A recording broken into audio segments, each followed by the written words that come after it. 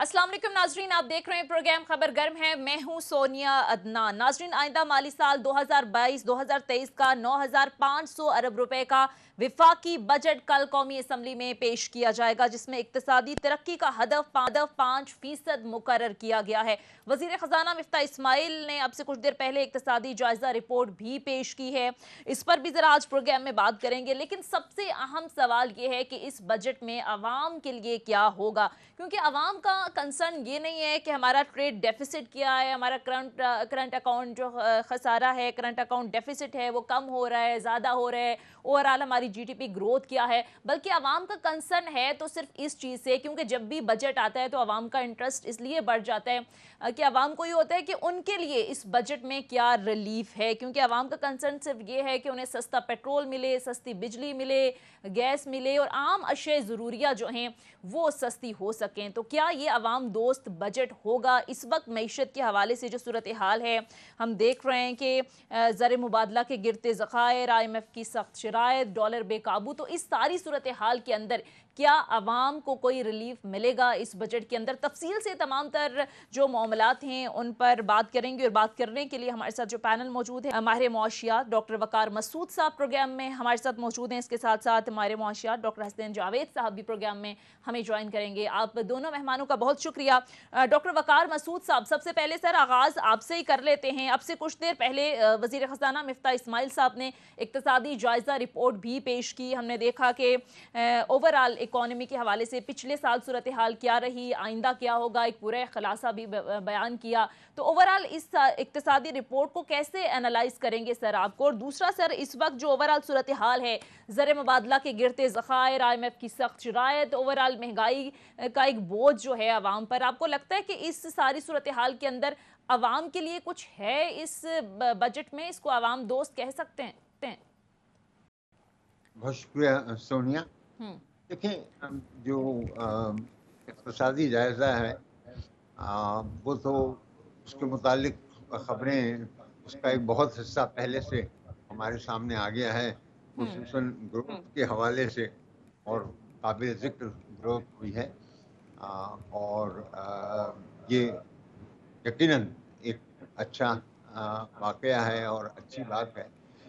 लेकिन साथ ही हम देखते हैं कि अहम तरीन जो हमारे अकाउंट्स हैं, जिनके अंदर बैलेंस होना ज़रूरी है, तो उसमें इम्बैलेंसेस हैं। बजट का इम्बैलेंस है, और इसी तरीके से आपके सामने करंट अकाउंट का डेफिसिट है, और ये तारीखी सतह पर पहुँचे हुए हैं।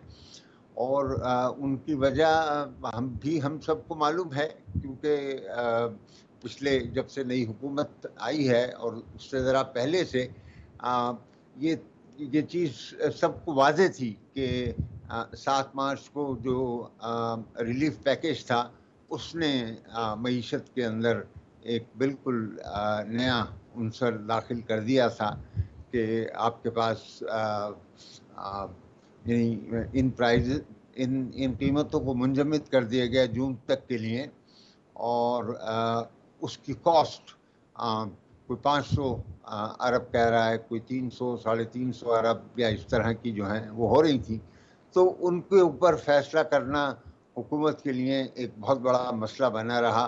फिर बिलाखिर उन्होंने इन कीमतों को बढ़ाया है, और आज जो बजट की आमद है, और आपने अपने तारुफी कलमात में जो बात लिखी, तो मैं यही अर्ज़ करूँगा उस सिलसिले में कि ये तो बहुत मुश्किल तरीन पाकिस्तान के बजटों में से एक बजट रहेगा, जिसके अंदर रिलीफ का उन्वान नहीं होगा। यानी यकीनन इधर उधर आप थोड़ा बहुत कोई काम कर लेंगे, मुलाजमीन की तनख्वाहों के हवाले से, या जो छोटा मोटा आप एहसास के हवाले से, या बेनज़ीर इनकम सपोर्ट के हवाले से कुछ थोड़ी सी बेहतरी हो जाए, लेकिन उमूमन हमारे लिए बड़ी मुश्किलात का बजट है।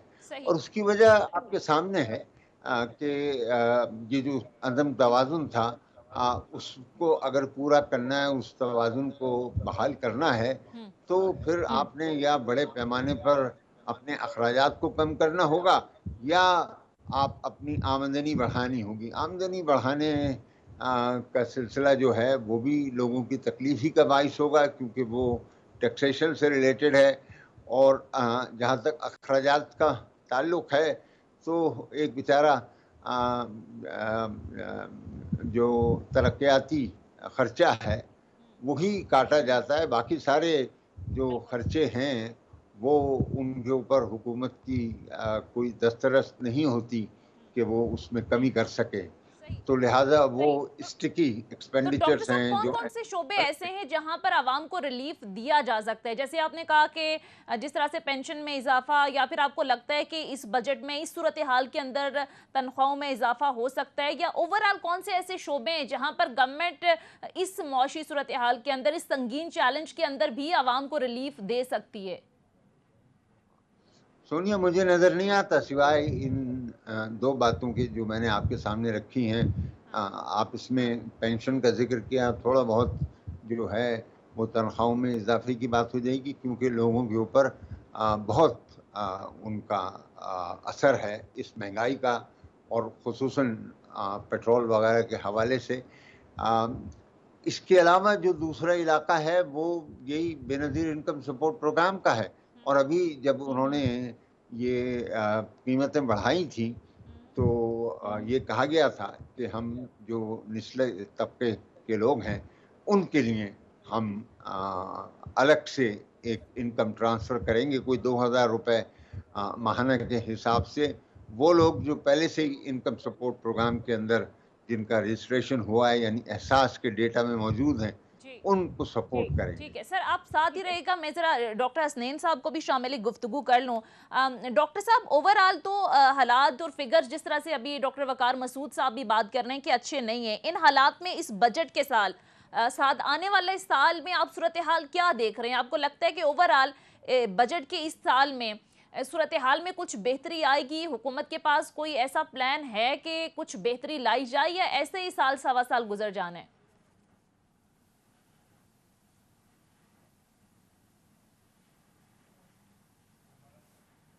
जी डॉक्टर साहब, आप सुन सकते हैं? डॉक्टर हसनैन साहब, ठीक है। डॉक्टर हसनैन साहब की आवाज़ में शायद मसला। मैं डॉक्टर वकार मसूद साहब दोबारा आज आऊँगी।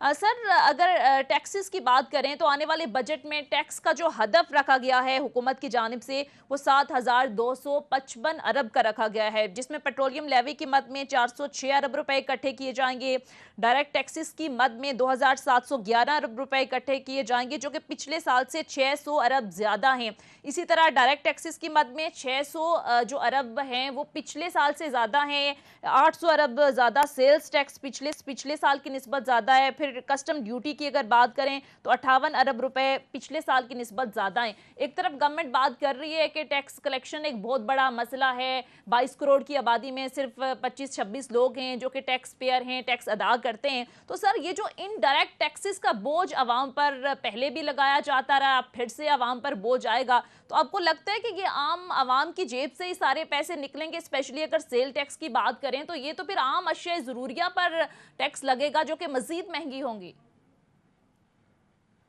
देखिए सोनिया, बिल्कुल आप दुरुस्त फरमा रही हैं। टैक्स जो है एक तो लगाना नागुज़ीर है। जैसा मैंने आपसे कहा, यहाँ हम अपनी आमदनी बढ़ाएं या जो है अखराजात कम कर दें, इन्हीं दो ज़रियों से ये मुमकिन है कि हम कुछ तवाज़ुन कायम कर सकेंगे।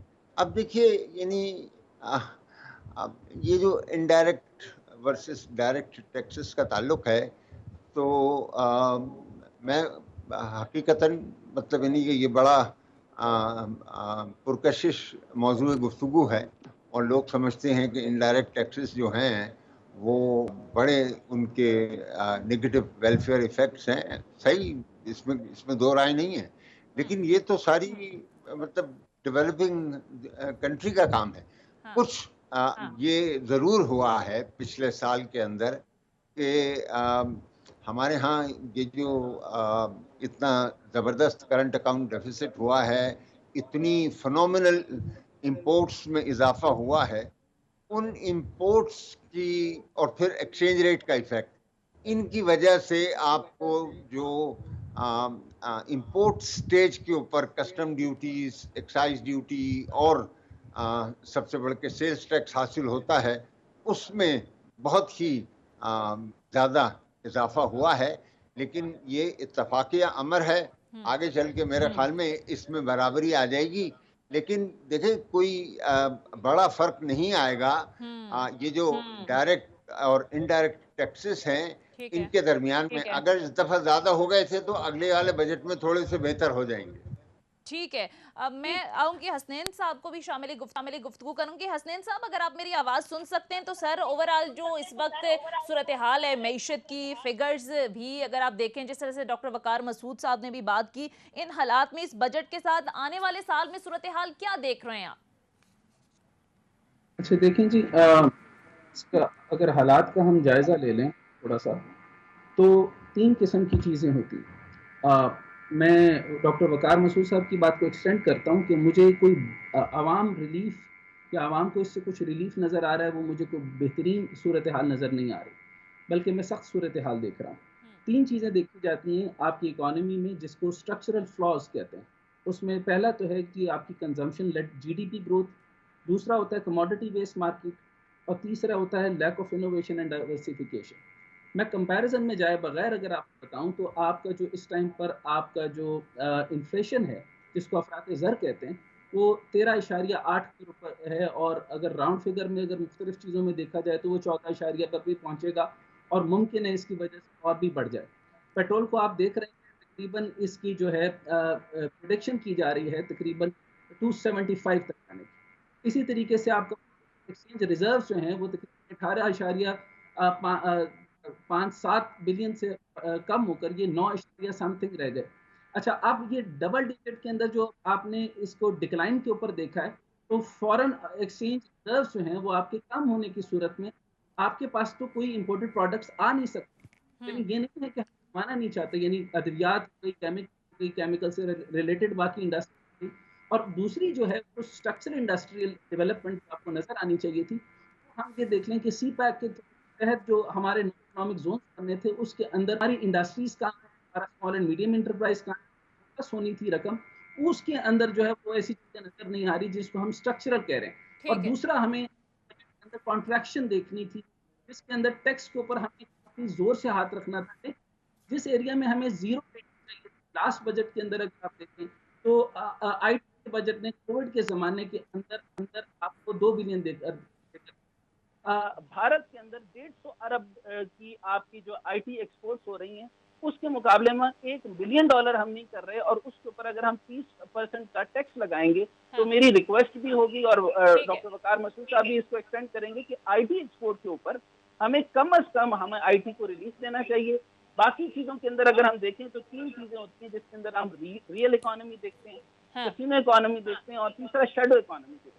इन तीनों चीजों को अगर आप जरा गौर से देखें तो हमें जो अंदाजा लगना है, जो रिलीफ मिलनी है, पेंशन में आपको रिलीफ की हमेशा से गवर्नमेंट का स्टाइल रहा है कि वो आपको रिलीफ मिल जाएगी, लेकिन जो अशियाए खुदो नोश है उसमें आप आटे की कीमत से लेकर हर चीज में आपको हाथ लगाने की जगह नहीं मिलेगी, और ये बड़ी खतरनाक सूरत है।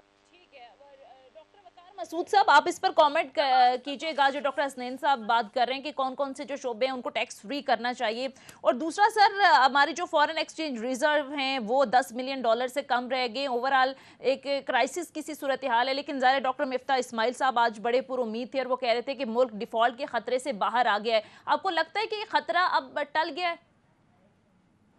जी सोनिया, मुझे लगता है इंशाअल्लाह ताला हमें जो नज़र आ रही है कि IMF के साथ इनका प्रोग्राम हो जाएगा। अब बजट कल जब अनाउंस होगा, और अगर वो उसी सोच से मुताबिकत रखता होगा जो IMF के साथ जिससे इत्तेफाक हुआ है, तो फिर IMF जो है उसकी तस्दीक करके अपने बोर्ड के पास जाएगा, और शायद 2 जुलाई की तारीख तय की है बोर्ड के साथ। और यानी अगर जब ये वाक़या हो जाएगा तो एक बड़ा वाक़या होगा मुल्क की मईशत के इस्तेहकाम की तरफ। मसाइल आपके ख़त्म नहीं हो जाएंगे। अभी कल बजट भी आएगा, उस पर रद्द अमल भी आएगा आवाम का, और वो कड़वे से कड़वी गोली और तकलीफ़ से तकलीफ़ दे आपको महंगाई का और दीगर मसाइल का सामना करना होगा। लेकिन इस वक्त जो चीज़ आपके सामने खड़ी थी और जो नज़र आ रही थी कि वो आपको बहुत बड़ी मुश्किल से दो चार कर सकती है, तो अल्हम्दुलिल्लाह वो उस हद तक हमें नज़र आ रहा है कि वो हालात दुरुस्त हो जाएंगे। लेकिन ये सिर्फ एक ऐसा रिलीफ होगा जिसके बाद आपको और मौका मिले कि आप जो मईशत के बुनियादी मसाइल हैं और जैसा जावेद साहब ने कहा स्ट्रक्चरल मसाइल हैं, उनको आप हल कर सकें। ये मैं जावेद साहब की, हसनैन जावेद साहब की इस बात को नहीं समझ सका, इनकम टैक्स के सिलसिले में क्या फरमाया है उन्होंने। आप कमेंट करें अगर डॉक्टर साहब वकार मसूद साहब आपकी गुफ्तगू को आगे बढ़ाना चाहें। सेक्टर के ऊपर खास तौर पर मैंने कहा कि आईटी के सेक्टर में लास्ट टाइम जो है वो 0 रेटिंग उसको फैसला किया गया, और मैंने इसमें अपनी सजेशन ये दी कि उसके आईटी के शोबे के अंदर आप 30% आप टैक्स लगाने जा रहे हैं, ये शोबा बढ़ने लग गया, यानी भारत के अंदर 150 अरब की ये आप एक्सपोर्ट कर रहे हैं, तो इस सेक्टर के अंदर जो आईटी ने आपको बहुत बड़ा कवर दिया था उसके ऊपर 30% टैक्स लगाने के बजाय आईटी के ऊपर 0 रेटिंग के ऊपर ही रखा जाता है, ताकि ये वाला एरिया हमारा ग्रोथ की तरफ जाए। ठीक है, मुख्तसर ब्रेक लेते हैं, ब्रेक के बाद वापस आएंगे, इसी डिस्कशन को आगे। नाज़रीन ब्रेक लेते हैं, स्टे।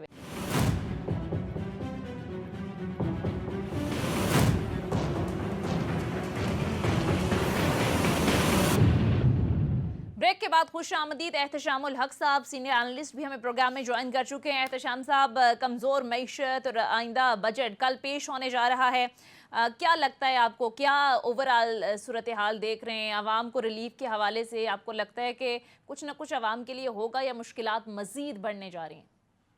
सोनिया, पहली तो बात यह है कि जो अच्छी बात है, कल इकोनॉमिक सर्वे रिलीज हुआ, उसमें तो जिस अंदाज से इंडिकेटर बताए गए हैं बहुत बेहतर नज़र आ रहे हैं, और 6% के करीब ग्रोथ रेट जो है ना वो शो कर रहे हैं। और यही बात मिफ्ता इस्माइल साहब ने भी प्रेस कॉन्फ्रेंस में की है। अच्छी बात है कि थोड़ी देर के लिए सियासत से हट के कम से कम जो काम अच्छे हुए उनको मान भी रहे हैं। और मेरा ख्याल है ये अगर मिफ्ता इस्माइल साहब इनकी हुकूमत को अच्छे इकदाम लेगी तो होपफुली पीटीआई को भी इसी तरह अप्रिशिएट करना चाहिए, बजाय इसके कि सिर्फ तनकीद बराए तनकीद वाली बात हो। अब अहम चीज़ सोनिया ये है कि जो मामला सबसे ज़्यादा अहम है, और मेरा ख्याल है डॉक्टर वकार साहब हमारे साथ शामिल हैं, तो उनसे डायरेक्ट पूछ लेते हैं। डॉक्टर साहब, इकोनॉमी के हालात तो खास तौर पे हर चीज़ घूम फिर के इस बात पे आ रही है कि खुदा ना खास्ता डिफॉल्ट के करीब है, पैसा नहीं आएगा। एक उम्मीद की किरण चली है जिस अंदाज से $2.5 बिलियन मिफ्ता इस्माइल कह रहे हैं एक आध दिन में चाइना से आ जाएंगे, हमारे रिजर्व $10 बिलियन तक बिल्ड हो जाएंगे। तो डॉक्टर साहब, क्या लगता है कि आपको होने के बाद कुछ लोग कह रहे हैं कि जून तक हमें $2.5 से $3 बिलियन की पेमेंट करनी है, तो हम ये सुर्ख निशान की तरफ जा रहे हैं, इससे हम बाहर निकलने की पोजीशन में आ जाएंगे हम? बहुत शुक्रिया एहतशाम। और बिल्कुल आप ये जो आपका सवाल है इसका जवाब मुस्बत है, यानी ये वाक़यात होने वाले हैं।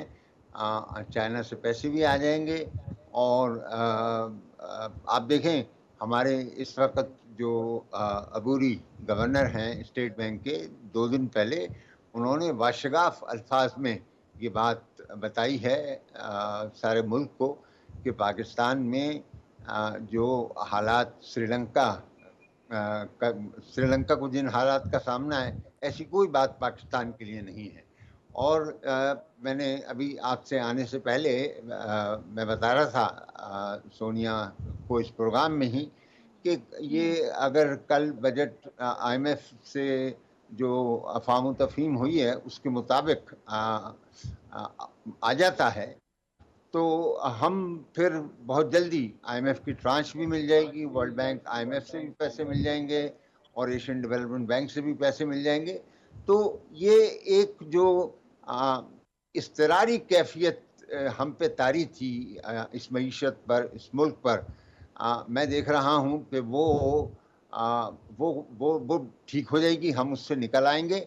लेकिन उसका ये मतलब नहीं है कि हमारे सारे माशी मसाइल हल हो जाएंगे, खुसूसन इस हवाले से कि देखें ये जो बजट भी आएगा इसके अंदर भी रिलीफ नाम की कोई चीज़ नहीं होगी, और उसके अलावा भी इस पर अमल दरामद करना, इस बजट पे, बजट वैसे तो खुशनुमा आ जाता है, लेकिन उसकी जो उस पर अमल दरामद होता है साल के दौरान वो कमज़ोर होता है और फिर जो अहदाफ हैं आखिर में आन के मालूम होता है कि डेफिसिट भी हमारे हाथ से निकल गया और जो करंट अकाउंट डेफिसिट है वो भी हमारे हाथ से निकल गया। तो अगर ये हुकूमत इस्तकामत के साथ और यकसुई के साथ, जैसा शुरू में एहतशाम साहब ने भी ये कहा कि लगता है कि ये इस अंदाज में काम करने को तैयार हैं, अगर करेंगे तो उसके अच्छे नताइज निकलेंगे इंशाअल्लाह ताला। तो एहतशाम साहब, आज मुफ्ता इस्माइल साहब बात कर रहे थे कि अगर कोविड के दौरान एक हमारे पास बड़ी अच्छी अपॉर्चुनिटी थी कि हम अगर तेल खरीद लेते, पूरी दुनिया में चूंकि डिमांड कम हो गई थी और माइनस में चली गई थी कीमतें, गैस सस्ती हुई थी, वो एक अपॉर्चुनिटी थी हमारे पास अच्छी, अगर हम खरीद लेते तो फिर सूरत हाल इतनी तशवीशनाक ना होती। तो आपको लगता है कि ये पिछली गवर्नमेंट की एक गलती थी जिसका खमियाजा भुगतना पड़ रहा है? सोनिया देखें, ये वही फिर बात आती है मुखालफत बराए मुखालफत। यही बातें आपने देखा पीटीआई की गवर्नमेंट के दौरान जो है ना, वो अपोजिशन के लोग, पीएमएलएन के लोग और पीपल्स पार्टी के लोग कहा करते थे कि वक्त पे फैसले करते, गैस इंपोर्ट करनी है, ऑयल इंपोर्ट करना है, गंदम इंपोर्ट करनी है, एनएलजी के माहदे करने हैं, सब में डिले किया। फिर इल्जाम भी लगे कि करप्ट प्रैक्टिस में आए या अपने किक बैक में चक्कर में रहे। इनको छोड़ देते हैं। असल बात सुनिए इस वक्त ये है कि अब जिस तरीके से डॉक्टर साहब ने इशारा किया कि मामला अच्छाई की तरफ जा रहे हैं, तो उसको उसी तरह देखना चाहिए। डॉक्टर साहब, अब जिस अंदाज से बजट की आपने बात की है, बजट में अब तकरीबन 2 ट्रिलियन रुपीस का डेवलपमेंट प्लान भी है। 800 अरब रुपया जो है ना, वो कहा जा रहा है कि जी फेडरल पीएसटीबी का होगा। लेकिन दूसरी तरफ ये कहा जा रहा है बेल्ट टाइटनिंग, वो हमेशा की बात जो ग्रोथ वर्सेस स्टेबलाइजेशन, आईएमएफ ने तो कहना है जी पैसा मत खर्च करें और इन्फ्लेशन को रोकने के लिए कहा जा रहा है कि जी ये अखराजात को कम किया जाए। तो मेरा सवाल डॉक्टर साहब आपसे है कि महंगाई तो अपनी जगह रहेगी, अनएम्प्लॉयमेंट तो खत्म नहीं होगी, अगर ग्रोथ नहीं होगी तो क्या होगा? अगर यही कहा गया कि जी नहीं आपने तो पैसे वापस भी करने हैं, आपके हालात अपने ठीक नहीं, लिहाजा अखराजात मत करें, तो डॉक्टर साहब अनएम्प्लॉयमेंट कैसे दूर होगी? फिर ये गुर्बत के खात्मे के जो नए प्रोग्राम शुरू किए जाएंगे उसके अमल दरामद कैसे होगा? एहतशाम भाई, मैं इस जवाब के बाद आपसे इजाज़त लूँगा। देखिए, ये जो मौका है ये सिर्फ स्टेबलाइजेशन का है, क्योंकि आपकी मईशत इतनी ज़्यादा पटड़ी से उतरी हुई थी कि उसे पहले कम से कम पटरी पे चढ़ा दें आप, और ग्रोथ का कोई तकाजा ना करें, क्योंकि अभी पैसे नहीं हैं आपके पास। आपने आमदनी, आपने अच्छे टैक्सेस जो हैं वो हासिल करने, आपने अच्छी पैदावार करनी है, और ख़ुद हुकूमत को ये एहसास है। उन्होंने 5% का हदफ रखा है, जो मैं समझता हूँ इन हालात में वो भी मुझे थोड़ा सा एम्बिशियस लग रहा है। तो जो आपके हालात हैं, ऐसे एहतशाम साहब, मैं और आप तो एक साथ हमने सफ़र शुरू किया है इस्लामाबाद में, और आपको नहीं याद कि कोई मईशत का साल इतना बुरा रहा हो जिससे हम अभी गुजरे हैं, या कम से कम जो बजट आ रहा है जो कितना उसके अंदर मुश्किल आपको फैसले करने हैं। तो हमारे सामने जो फैसले हैं वो इस वक्त यही हैं कि जनाब, हमने सुकड़ना है, हमने अपने जो आपको फैला दिया था बहुत ज़्यादा, उसको समेटना है अपने आप को। ये करंट अकाउंट डेफिसिट जिसमें जिसका आपको सामना है, और 77 अरब डॉलर की इंपोर्ट्स, इन इंपोर्ट्स को अगर आप काबू में नहीं लेकर आएंगे तो इससे कोई अच्छी आपकी माशी तरक्की भी नहीं होगी, और आपको फिर दोबारा उसी अदम तवाज़ुन का सामना करना पड़ेगा जिससे आप गुजर रहे हैं। तो जब हम अगर ये बजट डेफिसिट जो है रखते हैं 5% से कम, जो कि बहुत जान जोखों का काम होगा, तो और जैसा मैंने पहले आपसे बात कही, और उस पर डट जाते हैं, उस पे इस्तिकामत के साथ अमल करते हैं, तो मुझे यकीन है कि जो हम अदम इस्तेहकाम का शिकार हैं, इससे हम निकल आएंगे, मुस्तहकम इकॉनमी होगी। फिर जनाब यार बाकी ठीक है, आपका पॉइंट जिंदा। आ गया। बहरहाल बहुत बहुत शुक्रिया डॉक्टर वकार मौशियात प्रोग्राम में हमारे साथ मौजूद थे। डॉक्टर साहब आपके वक्त का शुक्रिया। और एहतशाम साहब, डॉक्टर हसनैन जावेद साहब भी प्रोग्राम में हमारे साथ मौजूद हैं। मैं चाह रही हूँ कि उनको भी शामिल गुफ्तगू कर लें। अब डॉक्टर साहब, इस वक्त जो सूरत हाल है मईशत के हवाले से, जो मौजूदा गवर्नमेंट है, ज़ाहिर है वो तमाम सियासी जमातें मौजूद हैं जो कि 2-2, 3-3 बार पहले भी गवर्नमेंट कर चुकी हैं। आपको लगता है कि ये मौशी अदम इस्तेहकाम से मुल्क को निकाल पाएंगे? कोई हल मौजूद है आगे, या फिर अभी कोई सूरत हाल ऐसे इस तरह की नज़र नहीं आ रही? IMF के प्रेशर की अगर हम बात करें, फेटअप की अलग एक तलवार हम पर लटक रही है, फिर इंटरनेशनली एक जो फिनोमेना है, इससे निकाल पाएगी मौजूदा गवर्नमेंट? देखें जी, जैसे मैंने अर्ज किया था कि आमतौर पर ये ट्रांजिशन नहीं होती है और इसके अंदर हमारे बहुत सारे तजर्बे किए गए मीशत के साथ। हाँ। सबसे पहली बात तो ये है कि जितना पॉलिटिकल अनसर्टेनिटी इस टाइम पर है, हाँ। पहले भी हुआ करती थी, लेकिन इसका जो स्टैंडर्ड लेवल है वो बहुत ज्यादा बढ़ गया है। इसको फौरी तौर पर हमें कंट्रोल करना पड़ेगा, पॉलिटिकल डिस्टेबलाइजेशन को कम करके इसकी स्टेबिलिटी की तरफ लाना पड़ेगा, क्योंकि दो चीजें होती हैं, एक कॉन्ट्रैक्शन है और दूसरा एक्सपेंशनिज्म है। हमें एक्सपेंशनिज्म जो है वो लास्ट दौर के अंदर अगर आप देखा जाए तो उससे पहले इन्होंने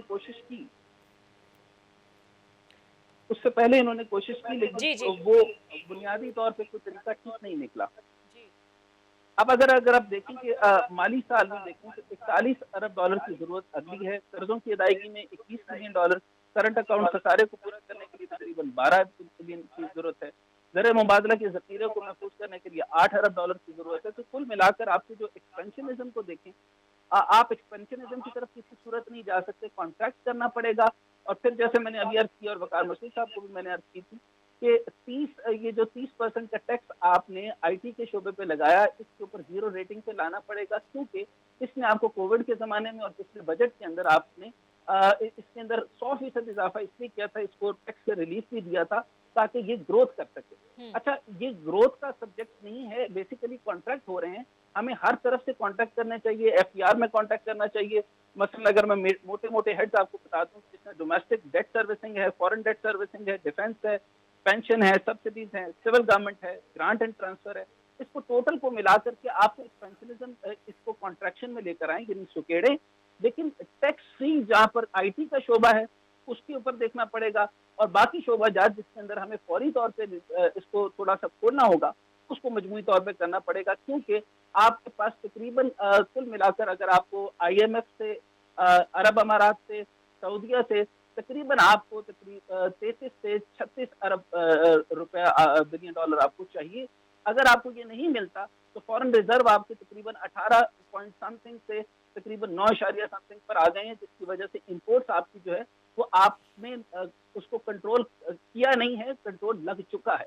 अब आप मंगवा ही नहीं सकते, ना केमिकल के अंदर, ना मेडिकल के अंदर, मुख्तलिफ चीज़ों के अंदर ये सारी चीज़ें जो हैं वो आपको बहुत ज़्यादा मामलात बन रही हैं। तो इम्पोर्ट पे बहुत पहले पाबंदी लग जानी चाहिए थी, और लग्जरी आइटम्स के ऊपर सख्त तरीन पाबंदी लगनी चाहिए।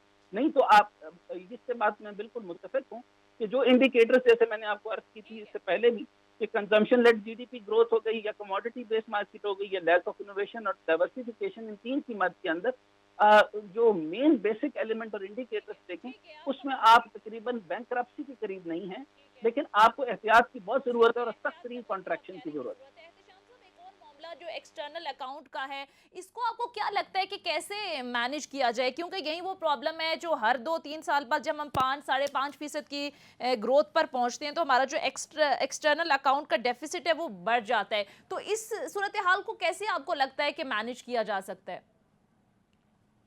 जिस बात का जिक्र किया है वो बड़ी अहम है, ठीक है, कॉन्ट्रैक्शन की तरफ जाना होगा, पकड़नी होंगी चीज़ें, क्योंकि बहुत ज़्यादा फैलाने से जब आपकी इनकम नहीं होती है, एक्सपेंडिचर बढ़ जाते हैं, तो फिर चीज़ें आपके हाथ में रहते हैं, फिर बजट का खसारा भी बढ़ता है, एक्सटर्नल अकाउंट जो है ना वो भी ख़राब होना शुरू हो जाता है। एक अच्छी चीज़ सोनिया जो हुई है कि हमारी कोविड के दौरान और उसके बाद फिर कुछ हालात ऐसे दुनिया की भी रहे, तो हमारी ओवरऑल इकोनॉमी का साइज़ जो 325 बिलियन डॉलर का था वो कम होकर 265-270 बिलियन डॉलर का हो गया। अल्हम्दुलिल्लाह इस वक्त जो दोबारा से 335 और 340 बिलियन डॉलर के दौरान कहा जाता है कि हमारी इकोनॉमी का साइज हो गया, जो बावजूद नामसाइद हालात के भी मैं समझता हूँ कि खासा बेहतर है। अब अहम सवाल सुनिए इस वक्त यही है कि एक तरफ 22 करोड़ आवाम है उनको रिलीफ दिया जा सकता है, बिल्कुल ठीक बात है, नहीं दिया जा सकता है। अब सवाल है कि बजट में नए टैक्सेस आएंगे, बिल्कुल आएंगे। अब आप देख लें, पेट्रोलियम प्राइसेस बढ़ाई, गैस प्राइसेस, बिजली और इस तरह हर चीज की प्राइसेस बढ़ जाएंगी तो आम आदमी को तो रिलीफ बिल्कुल नहीं मिल सकेगा। अगला सवाल यह है कि जी जिसको कहते हैं हम ब्रिंक पे ही रहेंगे, क्या हम इससे हटेंगे कि नहीं? $1 मिलियन क्वेश्चन सोनिया है कि दुनिया की कोई माइशत उस वक्त तरक्की नहीं करती जब तक के फॉरेन इन्वेस्टमेंट नहीं आती। फॉरेन डायरेक्ट इन्वेस्टमेंट, जब बाहर से पैसा आपके मुल्क के अंदर नहीं आता तो तफसील बात से आपका जवाब लूंगी एहतशाम साहब, लेकिन एक मुख्तसर ब्रेक के लिए कहा जाता है, मुख्तसर ब्रेक ले, उसके बाद वापस आएंगे स्ट्रेट।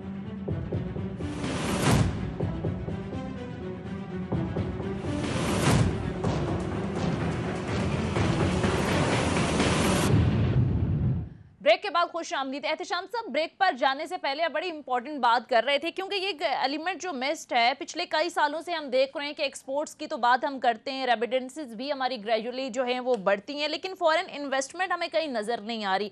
तो कोई हम देख रहे हैं कि बड़ी जो मेजर फॉरेन इन्वेस्टमेंट है, ना कोई बड़ी प्राइवेटाइजेशन हमें नज़र आई है। तो आपको क्या लगता है, हुकूमतों का इस सूरत हाल पर फोकस नहीं है, और जब तक इस पर फोकस नहीं होगा तब तक मुश्किल है हालात जो हैं वो बेहतरी की तरफ जाएँ? दुनिया देखिए, चाहे लोकल इन्वेस्टमेंट की बात हो या फॉरेन इन्वेस्टमेंट की बात हो, सबसे अहम बात वही है जिसकी तरफ लोग इशारा करते हैं कि सरमायाकारी उस वक्त होती है कि जब मुल्क के हालात ठीक हों, गैर यकीनी की सूरत हाल कम से कम हो, इंस्टेबिलिटी का एलिमेंट बहुत कम हो जाए, फिर लोग इस तरफ आते हैं। अदरवाइज आप देख लें, अब सारी दुनिया 175 ममालिक है, जहाँ इन्वेस्टर को पैसा नजर आता है वो वहाँ चला जाएगा। जब उसको नजर आएगा कि भाई वहाँ गैर यकीनी की सूरत हाल है, कुछ भी हो जाएगा।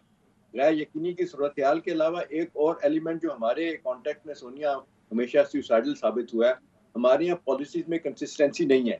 कल बजट का अनाउंसमेंट होगी, उसमें फलां सेक्टर को कहेंगे कि ये 3 साल की ये छूट दी गई है, या उसको कोई फेवर करने की बात होगी, लेकिन दूसरी गवर्नमेंट आएगी, फर्स्ट करें 1 साल के बाद, 2 साल के बाद, वो जो मुराद दी गई होंगी वो फौरन ले लेंगी। तो फॉरेन इन्वेस्टमेंट जो है, फॉरेन इन्वेस्टर ने जो पैसा लगाया होगा वो तो इस हिसाब से लगाता है कि मुझे इतने पीरियड में ये फायदा होगा, टैक्सों में मेरी ये छूट होगी, पहले साल में कुछ नहीं लिया जाएगा। जब फिर दूसरी हुकूमत आती फौरन टैक्स लगाती है, उनके लिए बड़ी मुश्किलात हो जाती है। तो माजी में हमने देखा कि जापानीज इन्वेस्टमेंट बहुत आई, लेकिन क्योंकि कंसिस्टेंसी नहीं थी, बार बार पॉलिसी चेंज होती थी, जो फिजिकल और नॉन फिजिकल इंसेंटिव दिए जाते थे वो वापस लिए जाते थे, तो नतीजतन मामला खराब होते थे। पहली बात यह सोनिया कि हमारा लोकल इन्वेस्टर जो है ना, उसका इंटरेस्ट पाकिस्तान में पैदा हो।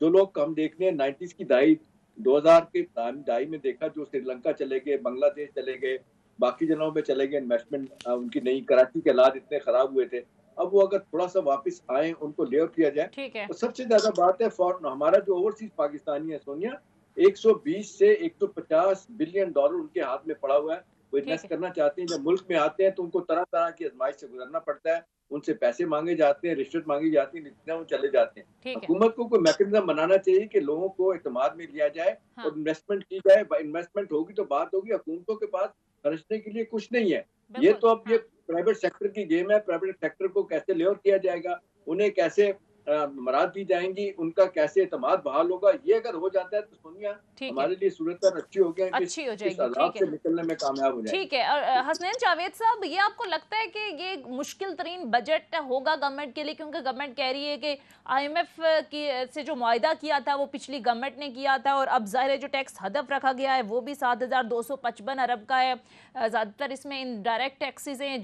जिसका अल्टीमेटली बोझ जो है वो आवाम की जेबों पर ही पड़ना है। तो सर, ये कितना चैलेंजिंग होगा, आपको क्या लगता है, गवर्नमेंट के लिए और फिर सबसे बढ़कर आवाम के लिए? लेकिन जी IMF के साथ डील करना इस गवर्नमेंट या उस गवर्नमेंट से तो बात नहीं। ये गवर्नमेंट तो गवर्नमेंट है, और ऑब्वियसली IMF ने जो शराइत लगानी है वो लगानी ही लगानी है। इसमें अगर आपने देखें कि जिसको पेट्रोल के अंदर देख रहे हैं, डीजल के अंदर देख रहे हैं, बाकी चीज़ों के अंदर देख रहे हैं, अशिया को दोनों ऑटोमेटिकली उसके साथ आपकी बढ़ जानी। मैंने अगर छोटी बातें की, जैसे आपको बताया कि आटा मुख्तलिफ शहरों के अंदर मुख्तलिफ यानी तकरीबन 900 से 980 से लेकर तकरीबन 1200 तक पहुँच रहा है। इम्पोर्टेंट बात यह, जब आप मुख्तलिफ जगह से IMF से लेते हैं, एशियन डेवलपमेंट बैंक से लेते हैं, IMF जब आपको शुरू करेगा तो बाकी जगहों से आपको कर्जाजात मिल जाएंगे, जो कि आपको 36 से 37 अरब बिलियन डॉलर चाहिए, वो तो आपको खुल जाएंगे। लेकिन उसके बाद क्या आपके पास मैकेनिज्म क्या है? आपके पास डेवलपमेंटल बैंक हैं, आपके कमर्शियल बैंक जो है वो स्मॉल एंड मीडियम एंटरप्राइज को कुछ नहीं देते, छोटे कर्जाजात आपको कुछ नहीं देते। आपका जो वेज है, आपका जो गेज है स्मॉल एंड मीडियम इंटरप्राइज को, चमड़े की सनत को, बाकी सनतों को जो है वो अच्छे तरीके से नहीं देख रहा। आपके कमर्शियल बैंक इस बात में बहुत वीक है। अब रहा आपका डेवलपमेंटल बैंक, यानी आपकी ज़राअत से रेलिवेंट बैंक, ज़राई तरक्याती बैंक एक ज़माने में होता, तो आप जो स्पेसिफिक बैंक जो हैं, जो डेवलपमेंटल बैंक हैं, उसमें आपको रकम लगानी चाहिए और फिर उसके ऊपर आप पूरा करें। यानी कर्ज की मर्ज में लेकर कर्ज लुटा देना, यानी अगर मैंने तकरीबन 36 अरब रुपए आपने लेना है और उतना ही मुझे वापस करंट अकाउंट डेफिसिट और इंटरनल और एक्सटर्नल के अंदर देना है, फिस्कल और नॉन फिस्कल के अंदर देना है, तो इस तरीके से मेरा क्या बनेगा। और बड़ी इंपॉर्टेंट बात की है शशांत साहब ने, खत्म हो गया मासरूफ साहब, बहुत बहुत शुक्रिया। डॉक्टर हसनैन जावेद साहब प्रोग्राम में हमारे साथ मौजूद थे, साहब भी मौजूद थे। नाजरीन, ये था हमारा आज का प्रोग्राम। फीडबैक जरूर दीजिएगा। अगले प्रोग्राम तक हमें इजाजत दीजिए। खुदा हाफिज।